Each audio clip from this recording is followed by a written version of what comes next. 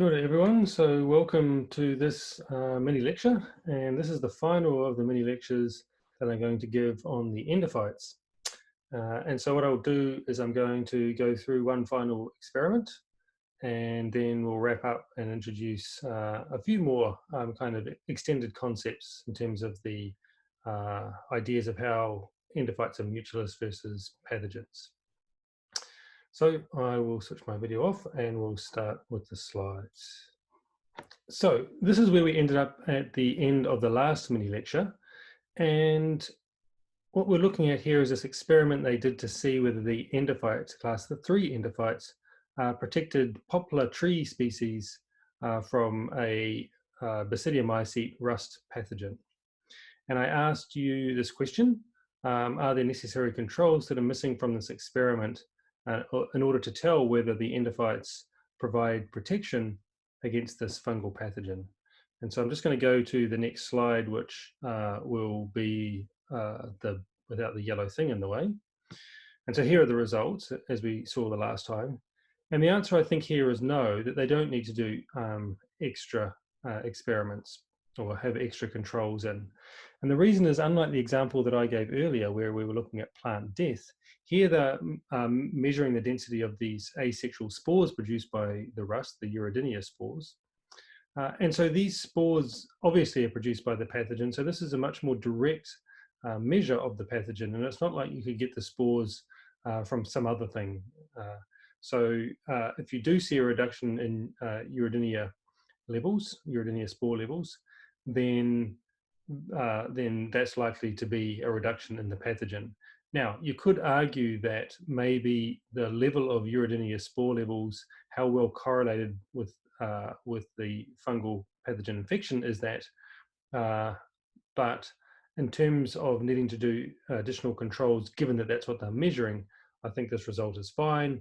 And so I think in this case, they're able to conclude that those endophytes are able to provide protection against this rust pathogen.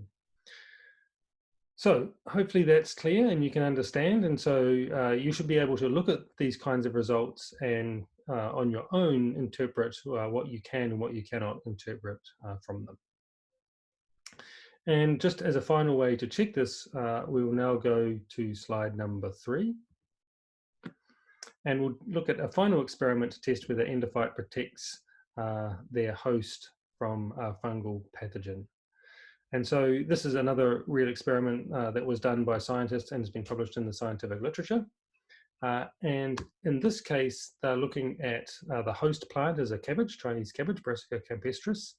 And this is susceptible to a disease caused by Fusarium oxysporum, which is a fungal pathogen, and that disease is Fusarium wilt disease. Fusarium is a very common pathogen of plants. And what they wanted to do was test whether an endophyte, and in this case it's a class 4 endophyte, one of these dark septate endophytes, and it just happens to be Veroniopsis simplex, but whether this dark septate endophyte protects these Chinese cabbages from this Fusarium wilt disease. And so I'll briefly describe the experimental setup they did, and then we'll look at the results. So what they did is they first inoculated these cabbages with this endophyte by growing the seedlings on water that contains V. simplex, or just on plain water alone. Okay, and then they with and without endophyte, this means, and then they took all those plants and then they grew them on water that was inoculated with Fusarium oxysporum. Or just on plain water for another 2 weeks. And so this is to create the fungal infection, or the water is without fungal infection.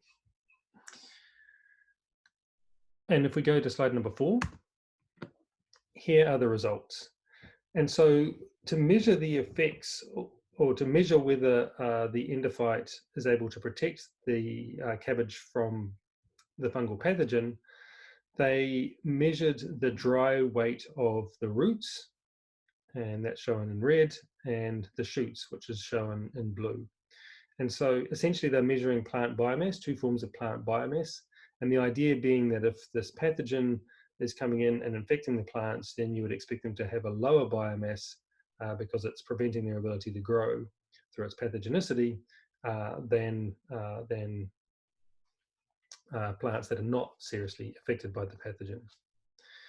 And so the results are a little bit confusing to look at. So if we look at the graph here over on the right, we've got red bars and blue bars.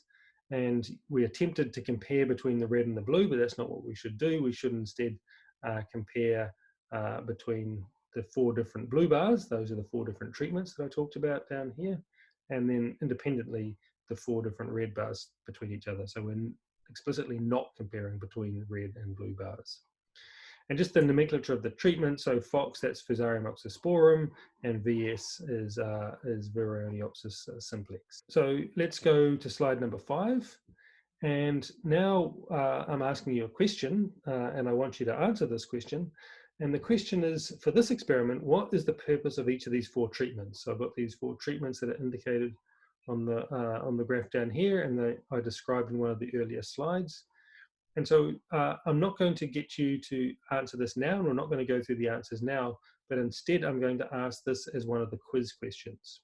Okay, so you'll want to think about explaining once again what the purpose of each of these 4 treatments is for this particular experiment, given what they're trying to show. Okay, so that's the first set of questions. And the second question is, do these data suggest that this class 4 dark septate endophyte, V. simplex, protects the Chinese cabbage from Fusarium wilt disease? So if you look at these results, do these results tell you that that's the case? And I want you, and so again, I'm not going to go through this now. Instead, I'm going to ask this as a quiz question. And so when you do so, you should justify your answer. So explain why you say that it does or it doesn't, or you can't tell. Okay, and it's a little bit complicated because you've got 2 sets of results, the blue and the red, and you're comparing between the different treatments for each of those. But anyway, you should be able to tell a story around your interpretation of the results in the context of trying to understand whether this endophyte protects from this fungal pathogen. So that's all I'm going to say about this for now, but as I say, we'll address that, or I'll put those questions up in the quiz. So finally, to wrap up, we'll go to slide number 6 now, and I'll just finish with a last few slides about the idea of endophytes and their mutualism and how we might want to think about them having gone through some of this material. And so when I talked about these endophytes, I talked about the fact that they provided benefits, but they also imposed costs, and whether the benefits outweighed the costs depended whether they're mutualists versus pathogens. And one of the things to think about when we're thinking about this is that it's not just as simple as an endophyte's going in there and eating some sugars, but it's providing some benefits. So the host is like, fine, come in, do whatever you want. So mutualistic endophytic fungi also produce effectors, and they trigger host defense responses. So you may have come across effectors now already, but if not, you'll come across them in this course. But essentially, the plant is still detecting these things as potential invaders, and so it's it's triggering host defense responses in the host plant. And so these are not entirely peaceful agreements that are reached between the endophyte and the host. So the endophyte has to be able to survive these host defense responses, and I guess the host has to be able to moderate its defense response to allow the endophyte to exist. And so we can't just think of this in terms of what the fungus provides, but we also have to think about how the host responds. So if the host responds in a very dramatic way to prevent the endophyte from entering, then it doesn't matter how many benefits the fungus provides, it still won't be able to establish as an endophyte. And so really these things are kind of we can think of them as a negotiated settlement. So I want to come in and take some of your sugars. The fungus says to the plant, but the plant says, I don't want you to take my sugars. And the fungus is like, well, I'm going to provide you with some benefits. And the plant's like, okay, well, maybe we'll let you in. Now, obviously, those kind of communications don't occur, but on a chemical level, in some kind of way, then perhaps they do. And so how well these two are able to negotiate coexistence in the symbiosis depends on what happens. And just to give you an idea about how tenuous this kind of relationship is, this endophytic mutualistic relationship is, often just single gene mutations, so mutations in a single gene in an endophyte will convert it from being a mutualist into a pathogen. And so I'm showing one example here. You don't need to know the particular example, but on the left, we've got grass that's infected with wild type class 1 endophyte, and on the right, endophyte that has had a single gene deleted. And what you can see is that here the grass looks kind of healthy and nice, and down here, so these grasses are planted at the same time, they're the same age, under the same conditions, and so the grass is much more stunted. And so this is, and you can kind of see browning of the leaves here. And so this is evidence that, that the fungus is now acting more as a pathogen rather than as a mutualist in this case here, just by the mutation of a single gene. And so this is a slide that I showed before, and I'm not going to go through this again, but just to remind you that we can think about these endophytes as being somewhere on a continuum between mutualism and parasitism, and where on that continuum they lie depends on the balance between the costs and the benefits that they provide.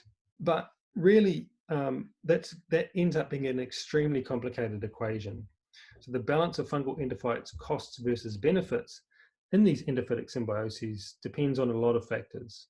And so these factors are not just in addition to what the fungus provides to the plant in terms of secondary metabolites. There are other factors that are also important for understanding what the nature of the symbiosis is. And these include plant-fungus genotype interactions. So if the plant responds very vigorously to the fungus in terms of plant defense responses, then maybe it can't interact, or maybe those plant defense responses are continuously turned on, which ends up compromising plant growth. There's also environmental conditions. So in some conditions, so for example, if you are one of these class 1 endophytes and you protect against grazing insects, or let's say grazing mammals, but that grass is growing in a condition where there's no grazing mammals about, then you don't provide, then that's not a benefit to the plant at all. And so the fungus may end up being a pathogen in that condition. Whereas if it's in a condition where there's lots of grazing mammals, then that may be a very strong mutualist because of the benefit it provides to the grass. And it can, and in this way, you can see that it also depends on other organisms as well.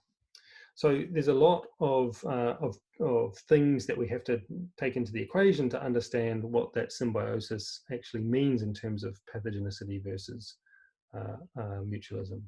And then the final thing that I'll say is that the nature of that relationship is not just a static thing. So once you're there, a particular fungus in a particular plant is not just a stable symbiosis. The nature of that symbiosis can change with time and place. And so it can be highly dynamic. And again, these same ideas about the benefits that a endophyte provides. So for example, if it protects against drought conditions, then that's useful in times when there's drought. But if there's no drought, then that endophyte is a burden. And so the take home that I want you to think about for this is that these relationships are very complicated. They require a lot of factors. And so while for some examples of fungi where they're clearly pathogenic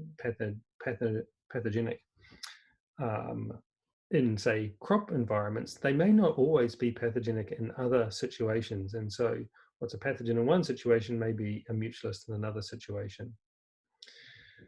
And often these will be hard to detect. So we can easily detect when a fungus is a pathogen because we notice the effects on the plant. But if that same fungus is in some context a mutualist, we may not actually notice that because the plant's growing normally, and we don't actually realize that fungus is inside acting as an endophyte. In much the same way as the COVID-19 at the moment, unless we test everybody, we don't actually know how many people have asymptomatic infections with this virus. And so we can tell the ones that have a strong effect with the virus because they show up with the symptoms, but we don't know without a lot of testing how many people have it asymptomatically. All right, so I think on that note, I will finish up. And as usual, if you have any questions, please address them on Piazza. And so that finishes the section on endophytes. And in the next mini lecture, I'll talk about lichens.